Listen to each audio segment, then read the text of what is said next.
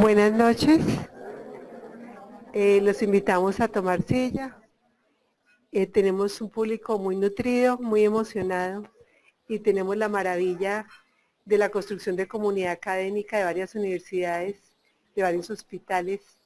Es un orgullo realmente para la ACNI, para el capítulo central, y en nombre de la Junta Directiva les agradezco estar aquí, porque realmente sabemos que todos tenemos muchos compromisos, el tráfico de Bogotá, etcétera, estamos cansados a veces, pero realmente el caso es muy interesante y quiero agradecer realmente, aquí miro al doctor Rodríguez, miro a Paola, miro al doctor Borges, miro a todos los de la Pontificia Universidad Javeriana, que finalmente soy como una medio pupila allí, con una gama de escuelas egresada al programa de la Samaritana, entonces es como parte de mi emoción y mi motivación de estar acá, y de otro lado represento a la Universidad Nacional de Colombia en este instante, pero también obviamente tenemos la participación del Hospital de la Samaritana, y había el doctor Alfredo Pinzón, tenemos a la Universidad Javeriana, a la Universidad de La Sabana, y lógicamente las instituciones al Hospital Universitario San Ignacio, tenemos a la Universidad Clínica de La Sabana, de tal manera que es un orgullo realmente estar todos reunidos aquí en medio de la noche para podernos escuchar. Yo quería solamente, y mientras se acaban de ubicar, dejarles una invitación muy sincera para que nos acompañen en el lanzamiento del libro en el curso Jimeno Ramírez, que se realizará el día 19 de agosto, es un viernes, el NNH Collection, el hotel que queda en la 100 con octava, que a veces decimos cuál de los dos Bogotá, en el Bogotá que queda arriba en la octava con 100, que ahora lo llaman NH Collection, y ese día vamos a tener la fortuna con la participación de muchos autores, incluyendo al doctor Borges, incluyendo a muchas personas que están acá, que realmente han puesto el granito de arena. La doctora Natalia Londoño, podría iniciar a muchos de ustedes que están trabajando por cada uno de los capítulos de terapéutica en medicina interna, actualizando el del año 2011, de tal manera que ese día todo el que vaya a ese lanzamiento o a ese evento tendrá su libro, para que realmente sea un libro como una herramienta de bolsillo para poder definir enfoques diagnósticos y terapéuticos con nuestros pacientes. Entonces quiero darle la palabra en este instante a la doctora Paola Andrea Guerrero, quien es médica internista de la Pontificia Universidad Javeriana, del Departamento de Medicina Interna del Hospital Universitario San Ignacio, quien nos va a presentar el caso clínico. Tienes la palabra. Muchas gracias. Bueno, muy buenas noches. Vamos entonces a empezar con el caso. Se trata de un paciente hombre de 28 años, natural de Bogotá y procedente de Madrid, Cundinamarca. Es almacenista y despachador de bebidas gaseosas en una empresa. Está casado y es técnico en recursos humanos. El paciente, su motivo de consulta es fiebre y debilidad. Relata un cuadro de 15 días de evolución de un cuadro de cefalea global de intensidad 8/10 en la escala análoga del dolor. Esta cefalea era tipo peso, de alta intensidad, sin asociarse a ningún signo de alarma. Vértigo, que había sido de manera de instauración progresiva, permanente y asociado a inestabilidad para la marcha. Del mismo tiempo de evolución, fiebre cuantificada en 40 grados, inicialmente de predominio vespertino, escalofríos y diaforesis. Como antecedentes, el paciente tiene migraña con uso de naproxeno ocasional, no tiene antecedentes quirúrgicos recientes, tiene ingesta de alcohol ocasional sin uso de sustancias psicoactivas, tiene una pareja estable hace 10 años y es heterosexual, no tiene viaje a áreas endémicas para enfermedades tropicales, convive con unas mascotas en su casa que básicamente son un perro y un pájaro, pero no habita en condiciones de hacinamiento y no tiene consumo de alimentos sin procesamiento. En la empresa donde labora está hace 2 años y no tiene ninguna exposición a un producto químico en especial. No refiere antecedentes familiares. A la revisión por sistemas respiratorio, cardiovascular, geniturinario, autoinmunidad y neurológico no refería ningún dato relevante. Sin embargo, a la revisión por sistemas gastrointestinal, el paciente refería una hiporexia de 1 mes y medio, asociado a estreñimiento en las últimas 2 semanas. A la revisión por sistemas musculoesquelético refería artralgias que son migratorias de predominio en articulaciones grandes, rodillas, codos, hombros y en la cadera, y esto lo venía presentando 4 semanas previo a la enfermedad actual. Además, tenía mialgias y debilidad muscular, que era predominantemente en los momentos de fiebre. Refería un rash evanescente de predominio en el tórax anterior y en el cuello, que también lo refería ocasional, transitorio y desaparecía. Como a la revisión por sistemas adicionalmente, tiene pérdida de peso de 10 kilogramos en el último mes previo a la consulta, diaforesis nocturna y astenia de dinamia. Al examen físico, cuando ingresa, el paciente se encontraba en mal estado general, pálido, deshidratado, somnoliento y diaforético, con tensión arterial normal, taquicárdico, taquipneico y febril. Al examen general no se encontraba ninguna alteración en cabeza y cuello, el tórax estaba simétrico, no habían soplos cardíacos ni frote pericárdico y tampoco ninguna alteración a la auscultación pulmonar. El abdomen tenía una esplenomegalia grado 1 no dolorosa. En genitourinario no había ninguna alteración en los genitales. Se encontraron unas adenopatías inguinales subcentimétricas, que eran simétricas móviles, no dolorosas ni profundas. En extremidades había bastante dolor a la palpación en los tobillos, pero sin evidencia de sinovitis, sin rubor ni calor ni ningún dato de inflamación local, solamente mucho dolor a la palpación. Al examen neurológico, el paciente estaba somnoliento, hipoproséxico, desorientado parcialmente en tiempo, con fuerza limitada en los miembros inferiores, pero básicamente esta fuerza estaba limitada por dolor en las rodillas y en los tobillos. Tenía sensibilidad conservada y había hiperalgesia ocular y dolor cervical a la flexoextensión de la cabeza. En ese momento no había ninguna alteración en piel ni anexos. La impresión diagnóstica inicial con el paciente fue un síndrome febril, un síndrome meningoencefálico, un síndrome poliarticular y un síndrome constitucional. Los paraclínicos realizados orientados a estos diagnósticos, inicialmente quisimos descartar causas metabólicas que explicaran el estado neurológico, encontrando pues que estaba la función renal dentro de límites normales, con era alteración de la función hepática, un hemograma que no mostraba ninguna citopenia y tampoco leucocitosis, y unos reactantes de fase aguda, tanto BSG como PCR elevados. Se avanzaron los estudios imagenológicos, un TAC de cráneo que estaba normal y teniendo en cuenta los síntomas por los que el paciente consultaba, se solicitó una resonancia cerebral simple y contrastada con el fin de observar el cerebelo y no se encontró ninguna alteración. La punción lumbar, el citoquímico era un citoquímico realmente que no pues estaba dentro de límites normales, con unas las tinciones posteriores de BRL, VAR, KOH, tinta china no reactivos y un cultivo final negativo. Se realizó una microaglutinación para leptospira que fue negativa. El resto de paraclínicos posteriores que se realizaron en el momento de urgencias, entonces unos hemocultivos que fueron negativos, un parcial de orina que no estaba inflamatorio sin sedimento activo, un urocultivo final que fue negativo y la radiografía de tórax estaba dentro de límites normales con una ultrasonografía de abdomen que reportaba hepatoesplenomegalia y una LDH en 1003 elevada. El VIH fue no reactivo, el antígeno para hepatitis B negativo, al igual que los anticuerpos para hepatitis C. Para este momento, entonces tenemos un paciente joven, no VIH, en quien inicialmente estábamos considerando un diagnóstico de un síndrome meningoencefálico, en quien habíamos realizado unas imágenes con el fin de descartar estructuralidad, no habíamos encontrado ninguna alteración a este nivel y el líquido cefalorraquídeo pues en principio nos sugería una etiología infecciosa. La evolución en la primera semana de este paciente pues persistía con fiebre, que esta fiebre digamos que inicialmente la había consultado por una fiebre que era de predominio vespertino. Durante la primera semana de evolución en una fiebre que era cotidiana doble, entre 38.8 y 40 grados. Adicionalmente, los síntomas neurológicos por los que el paciente consultó, empezamos a evidenciar que eran unos síntomas neurológicos que eran muy intermitentes y eran de predominio en el momento de la fiebre.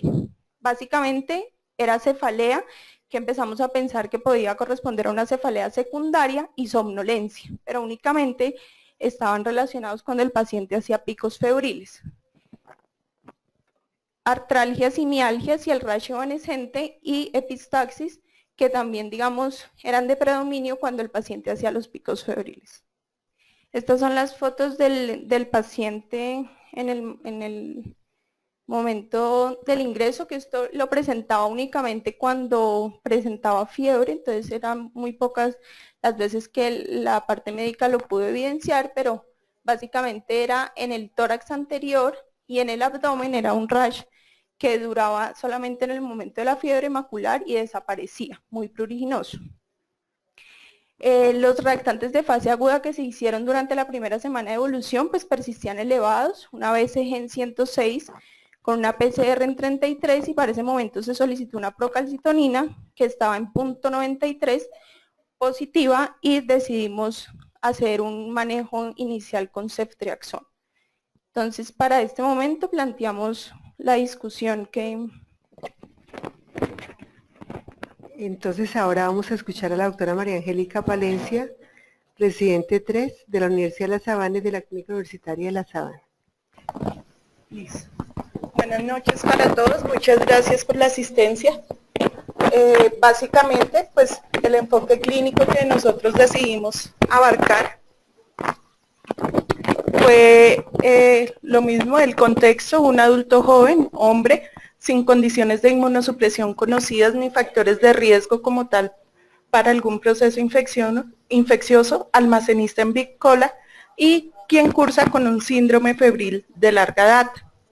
De los síntomas quisimos recalcar pues los más importantes: la pérdida de peso de 10 kilogramos en un mes, la diaforesis nocturna, la fiebre de predominio vesperal matinal, el cambio en el patrón de la cefalea pues por el antecedente que él tenía de su migraña, hiporexia por inapetencia que está descrito en la historia clínica y plenitud gástrica con estreñimiento en las últimas 2 semanas. Adicionalmente pues la presencia de artralgias migratorias de predominio en articulaciones grandes, rodillas, tobillos, codos y caderas, y las mialgias en los momentos de la fiebre asociados a debilidad, y resaltamos la presencia del rash de predominio en tórax y abdomen, color salmón y presente únicamente durante los episodios febriles. De los signos, pues lo que nos llamaba la atención es que al ingreso el paciente se encontraba en malas condiciones generales, deshidratado, somnoliento, febril y con presencia de esplenomegalia no dolorosa. Y pues la presencia de dolor a la palpación articular sin sinovitis, la hiperalgesia ocular y el dolor cervical a la flexoextensión.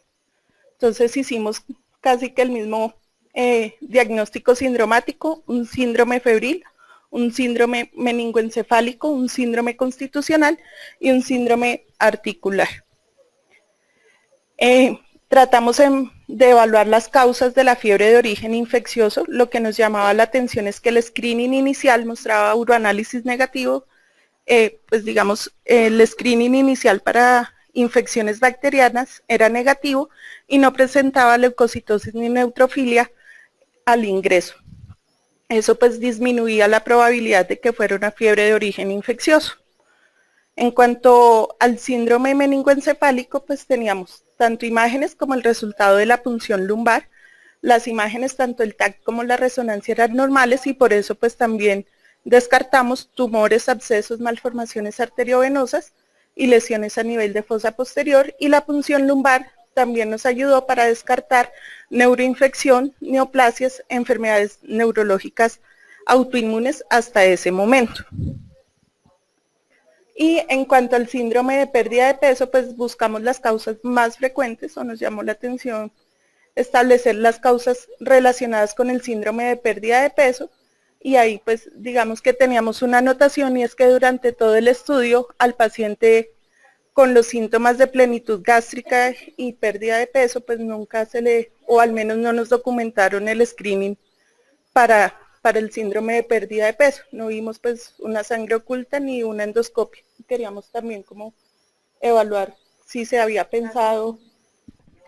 Pues realmente para responder esa pregunta, nosotros atribuimos inicialmente que los síntomas gastrointestinales del paciente estaban relacionados probablemente con la esplenomegalia y no consideramos para ese momento pensar en una neoplasia de origen gastrointestinal, pues hasta ese momento. Entonces tenemos el síndrome febril, lo que ya habíamos dicho, sin leucocitosis, sin leucopenia, pues sin citopenias, la fiebre y el estudio inicial negativo para un proceso infeccioso. ¿Eso a qué nos orientaba? Pues que este estudio no descartaba otras causas de fiebre que fueran menos comunes. El síndrome meningoencefálico pues descartaba lo que ya les habíamos dicho, principalmente los tumores, infecciones y aneurismas, y el síndrome constitucional, también el screening inicial pues no fue para nosotros conclusivo para establecer la etiología del mismo. Del síndrome articular tenía presente la BSG positiva, la PCR positiva y las artralgias de articulaciones mayores y Bueno, entonces sí, de acuerdo, para ese momento entonces ya estábamos frente a una fiebre de origen desconocido. El patrón de la fiebre para ese momento continuaba igual, una fiebre cotidiana doble. Para ese momento entonces nos planteábamos tres posibilidades, teniendo en cuenta que para la fiebre de origen desconocido uno orienta sus estudios de acuerdo a la anamnesis, a los antecedentes y al examen físico. Consideramos que pues tenía varias cosas patognomónicas este paciente de algunas entidades inmunológicas y decidimos realizar un estudio con factor reumatoide que estaba negativo, unos ANAS negativos, la ferritina que si bien estaba elevada para el límite superior del laboratorio, estaba en 294, se realizaron unas radiografías comparativas de manos y pies que estaban normales y una resonancia de columna lumbar y de articulación sacroiliaca que estaba también normal con un HLA-B27 negativo. Bueno, entonces estos estudios inicialmente pues pensando en alguna causa reumatológica. Adicionalmente pues sabemos que las causas reumatológicas en su mayoría exigen descartar de forma juiciosa causas infecciosas y neoplásicas, por lo cual tratamos de pensar dentro del síndrome poliarticular, el síndrome febril y los síntomas neurológicos que tenía el paciente, qué otras causas infecciosas y qué otras causas neoplásicas podrían estar condicionando estos síntomas. Para ello entonces se solicitaron anticuerpos para hepatitis A que estaban negativos, una IgM e IgG para parvovirus B19 que también fue negativo, se solicitó un estudio para Brucela, el rosa bengala, pero que pues lastimosamente no pudimos obtener el resultado. Sin embargo, se pensó, dado su asociación con poliartralgias hasta en un 37% y su asociación con cambios neurológicos.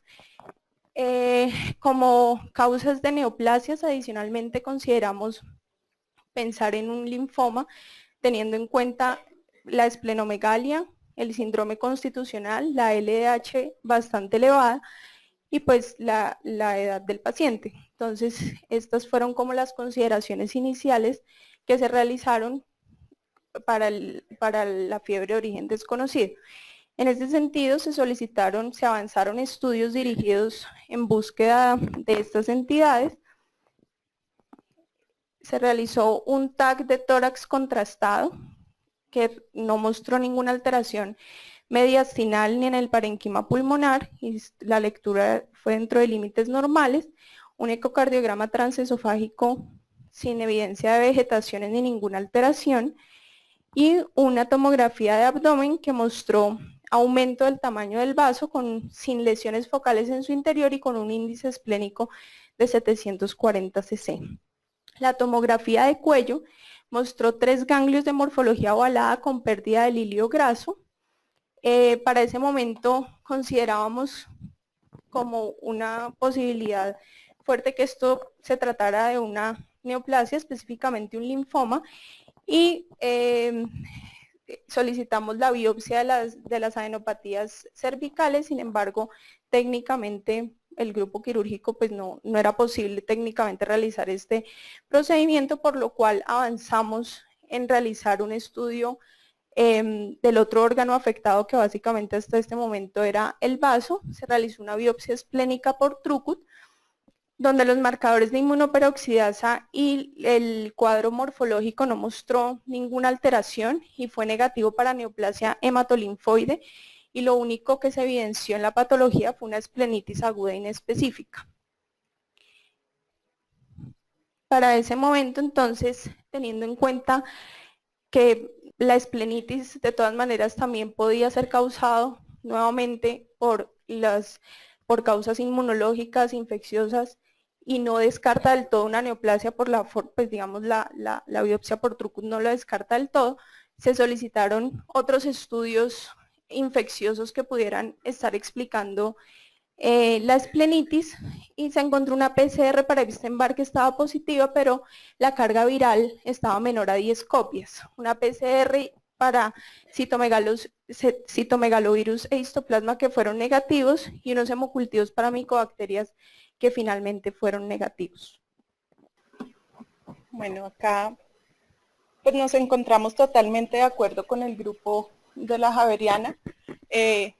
Evaluando, pues el paciente ya cumplía criterios de fiebre de origen desconocido, tenía la fiebre ya una duración mayor a 3 semanas, la temperatura pues siempre estuvo por encima de los 38.3 grados y no hubo un diagnóstico claro después de una semana de estudio. Y acá empezamos a evaluar de las posibles etiologías cuál podría estar en relación con nuestro paciente.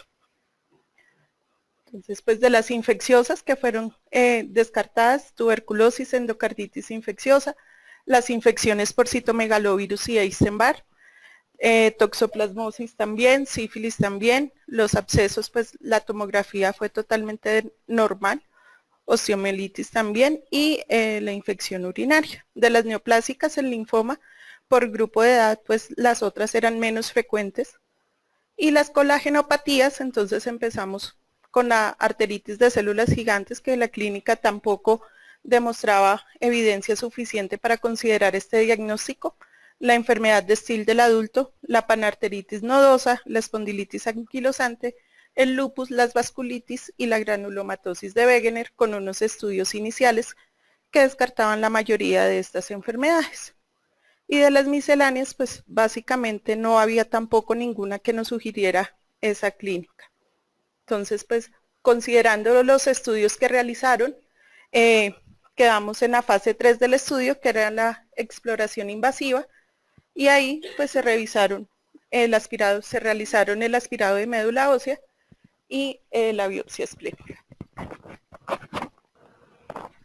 Bueno, para ese momento entonces nosotros considerábamos que con todo el cuadro clínico que el paciente presentaba, teniendo en cuenta que es un paciente joven que se presentaba con una pérdida importante de peso, un síndrome constitucional, y que habíamos evidenciado unas adenopatías cervicales con esplenomegalia, considerábamos que si bien el resultado de la biopsia había sido negativo, de la biopsia esplénica, no podíamos descartar del todo una neoplasia hematolinfoide con este resultado de biopsia esplénica inicial. Por esa razón, avanzamos en estudios del sistema reticuloendotelial, realizamos un aspirado y biopsia de médula ósea, donde en el aspirado inicialmente fue evidente unas células, pues unos macrófagos que estaban fagocitando componentes eritrocitarios, y esto fue leído como presencia de hemofagocitosis. La biopsia de médula ósea, pues no fue evidente la hemofagocitosis, pero encontró hematopoiesis adecuada de las 3 líneas celulares con cambios reactivos, y fue negativo para neoplasia hematolinfoide. La citometría de flujo únicamente evidenció linfocitos B policlonales. Los cultivos en biopsia de médula ósea fueron negativos para micobacterias, para hongos y para histoplasma. La PCR para histoplasma fue negativa. Nos reportaron durante el tiempo de evolución del paciente un cultivo positivo en médula, pues inicialmente lo reportaron como un coco gram positivo. Se decidió hacer un cubrimiento inicial con oxacilina y vancomicina. Sin embargo, cuando ya nos reportan que este coco gram positivo corresponde a un Streptococcus mutans, realmente nosotros interpretamos este cultivo como una posible contaminación, Sin embargo, teniendo en cuenta el estado clínico del paciente, el compromiso severo y que para este momento no teníamos todavía claro ni orientado del todo un diagnóstico, se decidió dar cubrimiento por 14 días con ampicilina sulbactam. En ese mismo momento se realizaron unos hemocultivos paralelos que fueron negativos a los 5 días. Intentando encontrar algún otro compromiso y dado que para este momento de todas maneras quedaba en duda, digamos, secundario a que el paciente tenía hemofagocitosis en la médula, se decidió insistir en la biopsia de un ganglio linfático que inicialmente no fue biopsiable por el tamaño y la localización, cuyo rendimiento pues diagnóstico se veía disminuido, pero finalmente se realiza la biopsia inguinal del ganglio linfático, donde se encuentra que tiene hiperplasia folicular con distensión sinusoidal importante. Esa distensión sinusoidal estaba dada por unas células que también se habían identificado en el aspirado de médula ósea, que eran macrófagos fagocitando componentes eritrocitarios. La biopsia de ganglio linfático concluye eso, que hay focos de eritrofagocitosis con hiperplasia folicular y expansión de la zona paracortical. Todas las tinciones de inmunohistoquímica fueron negativos para descartar neoplasia hematolinfoide y para descartar una histiocytosis maligna. Entonces, para ese momento tenemos pues evidencia de hemofagocitosis en 2 órganos, en la médula ósea y en el ganglio linfático. Los criterios para un diagnóstico de un síndrome hemofagocítico, pues el paciente se requieren cumplir 5 de los 8 siguientes y el paciente cumplía fiebre, esplenomegalia, hemofagocitosis en médula y en el ganglio linfático inguinal, y que hasta el momento habíamos descartado malignidad, no había habido evidencia de malignidad. Sin embargo, pues los criterios se requieren 5 de esos 8 y el paciente cumplía 4. Los triglicéridos, que es otro de los criterios, el paciente nunca tuvo hipertrigliceridemia, no se detectó hipofibrinogenemia ni citopenias en el hemograma. Sin embargo, pues al correlacionar estos criterios o digamos los hallazgos que se habían encontrado en la médula ósea y los hallazgos que se habían encontrado en el ganglio linfático con el cuadro clínico del paciente, pues era muy sugestivo que el paciente tenía un síndrome inflamatorio importante. Durante el tiempo de evolución, característicamente los reactantes de fase aguda siempre estuvieron elevados, el paciente nunca dejó de tener dolor articular, era su síntoma principal, y previamente a desarrollar fiebre y todo el cuadro adicional había tenido 4 semanas de dolor poliarticular. El rash evanescente nos parecía muy patognomónico y considerábamos que los cuadros de deterioro del estado neurológico que el paciente presentaba estaban relacionados con encefalopatía, probablemente también por compromiso a nivel del sistema nervioso central, inflamatorio y probablemente también infiltración macrofágica. Bueno, de acuerdo con el Hospital San Ignacio, nosotros también revisamos pues los criterios para enfermedad de Still, tanto los de Yamaguchi como los de Fautrel. En ambos grupos de criterios, pues el paciente completaba los criterios para enfermedad de Still del adulto. En Yamaguchi, la fiebre, las artralgias, el rash típico. De los criterios mayores y de los criterios menores teníamos el dolor de garganta, que lo describían al inicio, las linfadenopatías y la esplenomegalia, la disfunción hepática y tanto el factor reumatoideo como los ANAS negativos. De los criterios de Fautrel, pues cumplía la fiebre en picos, las artralgias, el eritema transitorio y la faringitis, y de los criterios menores el brote maculopapular. Y también cumplía criterios para síndrome hematofagocítico dado por la fiebre, la esplenomegalia, la hematofagocitosis documentada en médula ósea y en vaso y en ganglio, y la ausencia pues de malignidad. Entonces nosotros también llegamos a la conclusión de que tenía una enfermedad de Still asociada a un síndrome hematofagocítico. que de pronto pudo generar dudas iniciales, los niveles de ferritina, que pues nunca fueron tan altos como lo que está reportado en la literatura. Sin embargo, cuando uno hace la revisión de enfermedad de Still, hay algunas series de casos que lo que describen es que esos picos de ferritina también pueden estar relacionados con los picos de la enfermedad y con la actividad que hay en ese momento. Entonces, digamos que no es tan necesario que esté la ferritina elevada en esos casos. Lo mismo para el síndrome hematofagocítico, la presencia de hipertrigliceridemia y la hipofibronogenemia, que está pues sobre todo en la forma maligna del síndrome hematofagocítico. Bueno, para ese momento entonces nosotros bajo esa impresión diagnóstica de una enfermedad de Still del adulto y considerando que se estaba presentando de una forma sistémica y severa, decidimos iniciar manejo con pulsos de metilprednisolona con previa desparasitación y anexar al tratamiento metotrexate. Sin embargo, pues el paciente, digamos que su evolución no fue como la esperada para el servicio tratante y consideramos anexar al tratamiento ciclosporina a 5 miligramos por kilo día.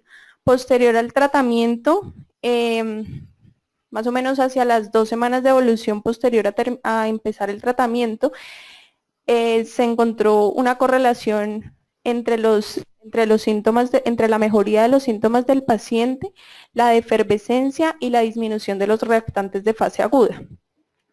Adicionalmente de la LDH, que inicialmente estuvo en 1003 y se normalizó a valores de 302. La ferritina nunca estuvo mayor a 500, pero pues llegó a niveles normales para nuestra referencia de laboratorio. Para ese momento, entonces, la discusión que planteábamos es si estos hallazgos en la médula ósea y en el ganglio linfático de hemofagocitosis correspondían a un posible síndrome hemofagocítico primario versus secundario. Dentro de las causas de síndrome hemofagocítico primario está la linfohistiocytosis hemofagocítica familiar, que realmente pues esta es una enfermedad que se presenta en los primeros meses de vida, es muy raro que se presente posteriormente, dado que pues esta enfermedad es desencadenada por infecciones víricas y es muy raro llegar a la vida adulta sin haber tenido contacto con alguna infección viral, por lo cual esta posibilidad la encontrábamos menos probable. Dentro de las otras causas primarias están todos estos síndromes genéticos que realmente el paciente pues no tenía un fenotipo compatible, por lo cual pensábamos que no correspondía a un síndrome hemofagocítico primario. Dentro de las causas secundarias, pues sabemos que esta entidad se relaciona con causas infecciosas como virus, bacterias, hongos, parásitos. De los virus habíamos descartado varios de ellos, el citomegalovirus, el Epstein-Barr, el parvovirus B19, los hepatotropos y el VIH se habían descartado, y tampoco habíamos tenido evidencia de que el paciente tuviera un compromiso por micobacterias, ni espiroquetas, ni hongos. Dentro de las otras causas secundarias, pues aparece el síndrome hemofagocítico secundario enfermedad, secundario a malignidad, que pues lo habíamos descartado ya con más rigor posteriormente con las otras biopsias que se habían realizado, que no habíamos encontrado las causas más comunes relacionadas a esta entidad, que son los linfomas y las leucemias, y también habíamos descartado la linfohistiocytosis maligna. Considerábamos que para ese momento probablemente lo que el paciente estaba cursando es con un síndrome de activación macrofágica, que digamos que este síndrome se sale un poco de los criterios tan rígidos como los que exige el síndrome hemofagocítico, porque digamos que el síndrome de activación macrofágica está más relacionado a enfermedades autoinmunes y no tienen la presencia de los criterios de hipertrigliceridemia ni de hipofibrinogenemia como otras entidades malignas como la linfohistiocytosis maligna y el linfoma. Entonces, para ese momento, pues los criterios clínicos para una enfermedad de Still del adulto tenía varios de ellos: la fiebre, las artralgias, el rash típico, el reciente desarrollo de adenopatías, la esplenomegalia, las pruebas de función hepática anormales, y habíamos realizado unos test de ANAS y factor reumatoideo que habían estado negativos, y pues para este momento sí ya habíamos descartado muchas de las causas infecciosas y de malignidad que pudieran confundir el cuadro. Y también se habían descartado otras causas reumatológicas. Hay unos criterios, digamos, especiales para el síndrome de activación macrofágica, que hace parte del espectro del síndrome hemofagocítico, pero que no se presenta con iguales, no tiene igual presentación, digamos, en los criterios del síndrome hemofagocítico. Los criterios clínicos para el síndrome de activación macrofágica está la alteración del sistema nervioso central, que el paciente pues lo habíamos evidenciado, las hemorragias que básicamente en este paciente estaban manifestadas por epistaxis, tenía un descenso de plaquetas durante el tiempo de evolución menor a 262 y elevación de las transaminasas mayor de 59. Estos criterios, digamos que los cumplía más y se ajustaba más a estos criterios ajustados que para los de hemofagocitosis, y digamos que estos criterios están relacionados más con con enfermedades autoinmunes que desarrollan dentro de su cuadro de severidad un síndrome hemofagocítico. Entonces, para ese momento, pues concluíamos que el paciente tenía esta posibilidad diagnóstica. Sin embargo, pues no descartamos que el paciente hubiese tenido algún compromiso por algún herpes virus que no pudimos documentar, o alguna infección que no pudimos documentar y no se realizó el aislamiento. Sin embargo, pensamos que si la tuvo, probablemente fue el disparador de una enfermedad autoinmune, más que la causa en sí de la activación macrofágica. Y como una tercera posibilidad, pero menos fuerte y menos probable, una linfohistiocytosis hemofagocítica de herencia autosómica recesiva de presentación atípica en la adultez.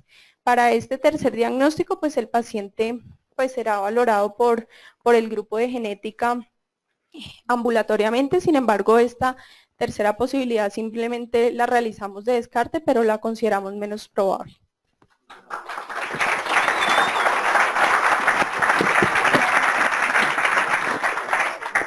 Bueno, pues dejamos abierta la discusión en los comentarios. Se oyen voces.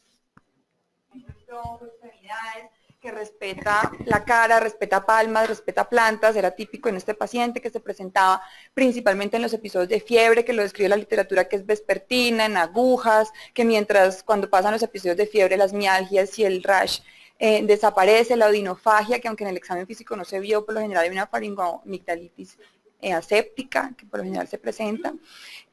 A mí me gustaría resaltar el compromiso articular de este paciente, porque tiene unos factores de mal pronóstico para progresión de compromiso articular. ¿Sí? Los pacientes que tienen el exantema, que tienen el compromiso articular tan severo desde el principio, poliarticular, por lo general se asocian a presentar recidivas posteriores de la enfermedad articular, y aquí los doctores que lo trataron lo hicieron muy bien. Además del corticoide le dejaron un inmunosupresor asociado, que es el metrotexate. Idealmente, cuando uno tiene estos factores de mal pronóstico, debería hacer un seguimiento estricto, porque a largo plazo hasta un 30-40% de los pacientes pueden hacer un compromiso a nivel de las articulaciones, principalmente carpometacarpianas, intercarpianas y más raramente la radiocarpiana, y pueden llegar a ser anquilosis posterior. Entonces este paciente no se debe perder, debe tener un seguimiento estricto, porque puede hacer recaídas del STIL, y adicionalmente el compromiso articular puede llegar a ser severo y luego limitante. Entonces debemos hacer un seguimiento con radiografías, que inicialmente los hallazgos son tal cual como se presentaron, inespecíficos. A veces pueden haber aumento de tejidos blandos,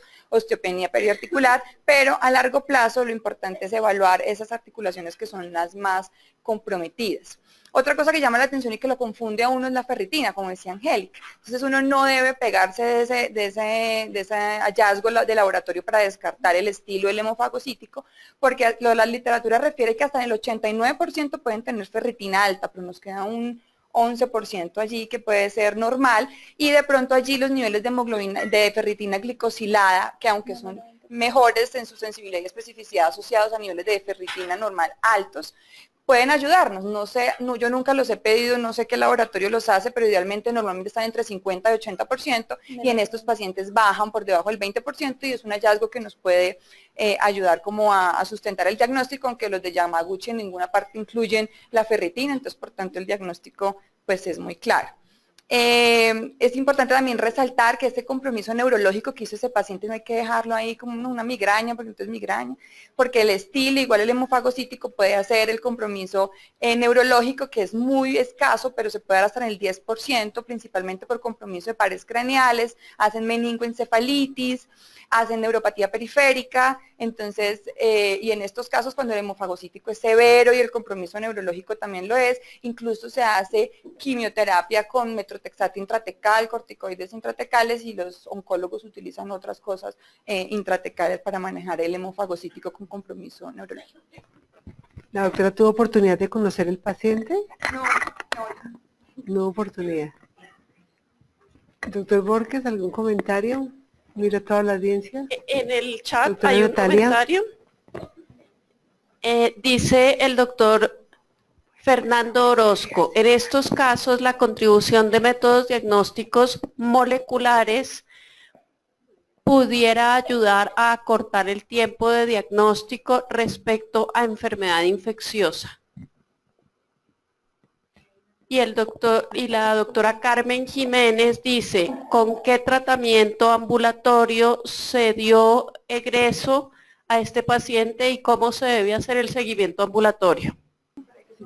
Ayudaría a uno mucho a hacer el diagnóstico precoz, porque no en todas partes lo hacen, pero el CD25 es el receptor de interleuquina 2, y esta enfermedad de Stiria, el hemofagocítico, es dependiente de TH1, entonces se aumentan los niveles de interleuquina 2, entonces por eso aumenta este CD25, y también se miden funcionalidad de las células NK, porque esta es una respuesta sobredimensionada donde la célula NK y alteraciones a nivel de las perforinas no pueden controlar ese proceso inflamatorio, entonces también se pueden medir, no sé dónde se hacen, pero realmente eso podría retardar un poco el diagnóstico, de manera retrospectiva le ayuda a uno a confirmarlo, y está dentro de los criterios. Ahí yo creo que también hacen referencia a la PCR en tiempo real para las infecciones bacterianas, entonces es como haber pensado, digamos, en la fase inicial, haber solicitado PCR, sobre todo pues para las bacterias más comunes, que en San Ignacio pues hasta donde sea hay la disponibilidad. Entonces este paciente egresó en manejo con metotrexate y ciclosporina. El paciente, pues la idea era que siguiera tanto un seguimiento por el servicio de neurología, medicina interna y reumatología. El paciente para este momento está asintomático, hemos tenido contacto con el paciente y está, digamos, muy bien de su parte neurológica, asintomático de las artralgias, no ha vuelto a presentar fiebre y está pues en muy buen estado general. A largo plazo, lo que buscamos, bueno, yo soy María Claudia Díaz, reumatóloga de San Ignacio. Pues sí tuvimos la oportunidad de manejar este paciente, la idea es que pues no fue un caso fácil, la verdad evolutivamente el paciente tuvo muchos retos diagnósticos, principalmente con la parte infecciosa, pero pues finalmente la enfermedad de Still fue diagnosticada con este síndrome de activación macrofágica. A largo plazo lo que se busca con estos pacientes es una inmunosupresión sostenida, porque pues como decía ya anteriormente, pueden haber reactivaciones y las reactivaciones van a estar generando pues digamos un daño orgánico. El seguimiento a largo plazo lo que se busca es una remisión completa del proceso inflamatorio y lo que se hace es seguimiento con reactantes de fase aguda a niveles de ferritina y evolutivamente pues mirar qué mayor compromiso pueda tener. La inmunosupresión que se mantiene es con esteroides, en este caso con ciclosporina, y el metrotexate es lo que se utiliza en dosis de mantenimiento. Desafortunadamente el paciente aún no ha regresado al control, pero pues sabemos por los contactos telefónicos que hemos tenido con él que ha evolucionado, digamos, de manera favorable. No sé. Yo creo que el pronóstico en este caso, como ya se le hizo su tratamiento y fue de una manera agresiva porque se le colocaron sus pulsos y todo esto, el pronóstico va a ser muy bueno, pues en la medida en que él asista a sus controles y tenga remisión de la enfermedad. Sí, digamos que ahí el reto estaba en realizar un tratamiento oportuno porque Esta es una entidad infradiagnosticada, o sea, se confunde mucho con un proceso séptico y usualmente no se da tratamiento oportuno por el miedo de realizar una inmunosupresión sin estar seguros que no tenga un proceso infeccioso activo. Entonces, usualmente lo que uno ve reportado es que se infradiagnostica y además se retrasa mucho el inicio del manejo inmunosupresor. En este caso, pues realmente consideramos que realizamos un tratamiento en una fase en la que el paciente, si bien estaba mostrando tenía muestras de severidad y de compromiso sistémico importante, pues recuperó y mejoró con el tratamiento inmunosupresor. Buenas noches a todos. De antemano Sí, disculpas por la voz. ¿Te Un problema presentas? médico en la voz. Mi nombre es Diana Neira, soy médica internista de la Universidad Nacional, actualmente internista de la Clínica Universidad de La Sabana. Y solamente quería pues decir que es una enfermedad, tanto el STIL como el síndrome linfohemofagocítico, es una enfermedad que sigue siendo desconocida. Realmente es una enfermedad en la que se ha estudiado más en los últimos 10 años. Hubiera sido ideal tener un pediatra aquí, que son los que más conocen de esta enfermedad y del síndrome. Decir que en cuanto al seguimiento, pues ya hay llamados, digamos, en la literatura, reportes de casos que son pacientes que si bien presentan STIL y responden inicialmente y que se complican con un HLH, son pacientes que tienen mayor riesgo de recaída, son pacientes que pueden recaer a los meses, a los años. Y lo otro es que ya se está hablando de asociación de STIL, HLH y su asociación con neoplasias.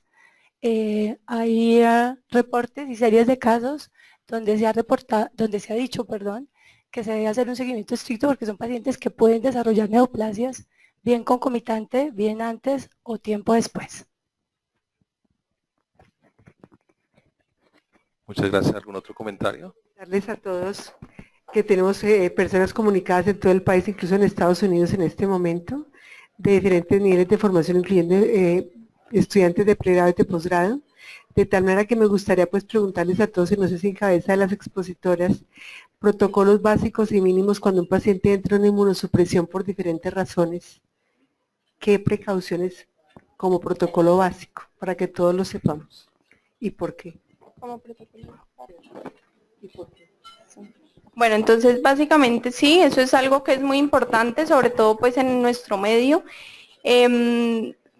Antes de iniciar, digamos, los pulsos de metilprednisolona, como lo mencionamos lo mencioné en mi presentación, es importante realizar una desparasitación. Nosotros la realizamos con ivermectina, esto básicamente pues para reducir el riesgo de formas invasivas con estrongiloides y adicionalmente pues tener todas las precauciones del seguimiento estricto. Uno sabe que cuando pone dosis altas de esteroides tiene el riesgo de presentar reacciones adversas. Si bien es un medicamento que utilizamos y funciona muy bien para múltiples enfermedades, también pues no es inocuo y produce muchas reacciones, digamos, adversas que toca vigilar con cuidado. Entonces, el paciente, pues, cuando uno inicia esteroides debe hacer un seguimiento muy estrecho, muy estricto, realizar un destete en el momento en que el paciente ya no requiera dosis altas de esteroide y sobre todo tener en cuenta que pues ahora existen muchos medicamentos, tanto ahorradores de esteroides como también medicamentos inmunomoduladores que pueden ayudar a no usar dosis tan altas de esteroides y no esperar a que el paciente presente los efectos adversos relacionados con estos medicamentos. No sé si de los participantes, el doctor Rodríguez o alguien quiera complementar algo al respecto. Por allí veo una mano levantada. La doctora Claudia creo que es. No te conocía de lejos. Sí, si te presentas. Ya llegó el micrófono. Buenas noches, yo soy Claudia Mora, soy reumatóloga y soy la coordinadora de Medicina Interna y de Reumatología de La Sabana. Es una cosa muy puntual, no solo pensar en esteroides e infecciones, sino recordar la osteoporosis inducida por esteroides, ¿sí? Es muy frecuente que veamos fracturas asociadas pues por el uso del medicamento, por insuficiencia. Entonces siempre que están los ahorradores de esteroides, pero indiscutiblemente muchas de las enfermedades nuestras necesitan dosis altas. Recordar que si vamos a usar más de 7.5 miligramos día de prednisolona o su equivalente durante más de 3 meses, iniciemos un bifosfonato de entrada, ¿sí? Es muy frecuente, como le repito, hace poco, incluso la semana pasada, una paciente con una vasculitis y una fractura bilateral de cadera subcapital por el uso de esteroide sin la prevención de la osteoporosis. ¿De qué edad y cuánto tiempo tendría? 54 corticoides? años la señora, y llevaba con la prednisolona 3 meses. Entonces, pues, hay que recordar esa parte también, ¿vale? Me gustaría escuchar a alguien de la audiencia. Puede participar cualquiera con libertad respecto a tuberculosis e inmunosupresión en Colombia, en el trópico. Con relación a tuberculosis. La doctora Claudia. Digamos que para nosotros es una realidad que nos enfrentamos día a día con la presencia del Mycobacterium. Y es desafortunado que lo subestimemos cuando vamos a empezar inmunosupresión. De hecho, en los protocolos todavía es discutido si se debe o no realizar tuberculina previo al inicio de la inmunosupresión, pero nosotros de rutina lo hacemos porque cada día nos vemos enfrentados a este tipo de complicaciones. Hoy por hoy que utilizamos los biológicos, se hace previo al inicio de biológicos, pero la recomendación es que lo debemos hacer inclusive antes de iniciar el manejo inmunosupresor con esteroides, porque pues Colombia definitivamente es un país en el cual tenemos una alta prevalencia. ¿Este paciente tuvo tuberculina? Pregunto. No lo sé. Probablemente sí.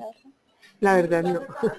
De alguna manera, la recomendación es que si el paciente va a utilizar, o sea, un esquema de inmunosupresión o un esquema de pulsos de esteroides no se puede predecir.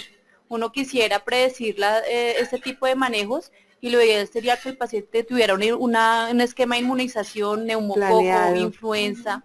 Por eso es que cuando hacemos diagnóstico temprano en autoinmunidad, la idea es proyectar ese paciente para el futuro porque este paciente va a necesitar esquemas de inmunosupresión diversos, completar esquemas de vacunación, realizar profilaxis para tuberculosis latente, etcétera, pues lo que se vaya necesitando.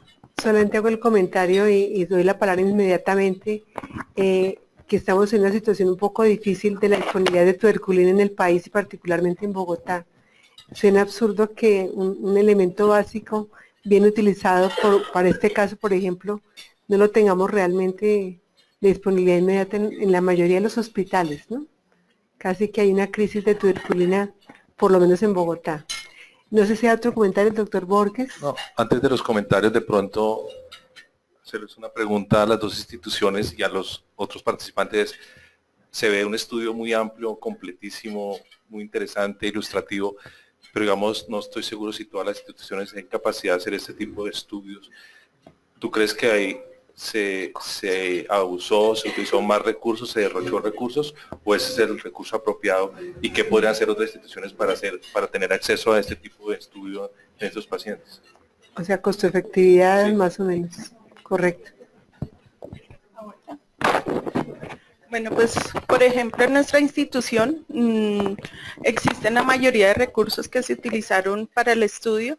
Realmente, en cuanto a costo-efectividad, pues digamos que es el curso que debe tomarse el estudio de la enfermedad de Still por todo lo que se ha mencionado. Es un diagnóstico de exclusión y por tanto uno debe realizar el estudio de forma adecuada y completa. Entonces, digamos que en ese sentido, en cuanto a costo-efectividad, me parece que es adecuado el estudio que se realizó. ¿En qué medida se hace el estudio en otras instituciones? Pues ese sí depende de las limitaciones técnicas que haya, especialmente pues hospitales de la red pública, aunque puedo decirlo, en Samaritana afortunadamente contamos también con los medios pues para realizar estos estudios, pero sí sabemos de hospitales públicos que no tienen los recursos suficientes. Si alguno de los residentes quiere compartir algún concepto, alguna pregunta. Yo quería agregar que pues yo creo que para nadie fue como un secreto desde el principio. El cuadro pues es muy patognomónico, algunas cosas que el paciente presentaba, el rash, la fiebre en un paciente joven. Sin embargo, pienso que pues al igual que Angélica, pues pienso que no se derrochó ni se excedió en el estudio de este paciente, ya que si bien desde un principio fue una posibilidad diagnóstica fuerte, esta enfermedad requiere descartar y estar seguros que el paciente no esté cursando con otra enfermedad como una enfermedad neoplásica o una enfermedad infecciosa, dado que además una no excluye a la otra. Este paciente pudo haber tenido la presentación de una enfermedad reumatológica como una manifestación paraneoplásica. Entonces, digamos que no, una condición no excluye a la otra y uno tiene que ser muy incisivo en eso. De hecho, el seguimiento, como decía la doctora, es muy importante porque en este paciente, pues digamos, no se excluyen algunas neoplasias hematolinfoides, un linfoma de células T, cosas que, digamos, están muy relacionadas a la enfermedad de Still. Entonces, digamos que creo que el ejercicio se hizo de forma juiciosa y pienso que llegamos al diagnóstico por haber descartado muchas causas posibles para esta presentación de enfermedad.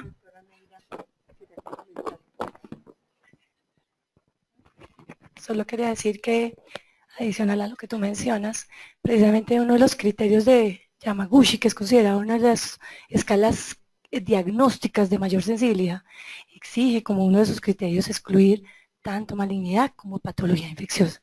Me parece que el paciente estuvo excelentemente estudiado, de verdad que fue muy grato leer el caso, analizarlo, porque realmente teníamos todos los elementos y es una delicia para un internista tener tanta información junta.